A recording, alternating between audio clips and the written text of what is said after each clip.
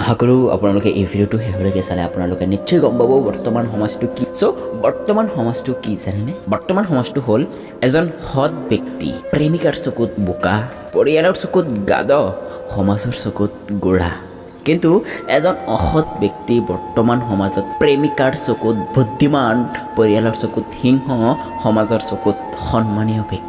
বৰ্তমান সমাজৰ বাস্তৱতাটো এইটোৱেই। নিজৰ পেটখন যদি ভৰি থাকে তেন্তে উপদেশ দিয়াত বহুত ভাল লাগে, কিন্তু যদি নিজৰ পেট খালী থাকে উপদেশ দিয়াত বহুত কষ্ট লাগে। অকল উপদেশ দিয়াতেই নহয়, আনকি পেট খালী থাকিলে মানুহৰ লগত কথা পাতিবলৈও মন নকৰে। মানুহৰ চকুত বেয়া হ'বলৈ হ'লে কোনো বেয়া কাম কৰাৰ দৰকাৰ নাই, মাত্ৰ উচিত কথাটো কৈ দিলেই মানুহৰ চকুত নিজেই বেয়া হৈ যাব। তুমি যিমানেই ভাল ব্যৱহাৰ নকৰা নহয় কিয়, কোনো না কোনোবাই তোমাৰ বদনামটো নিশ্চয় গাব। এদিন নহয় এদিন তোমাৰ বদনাম গাবই গাব।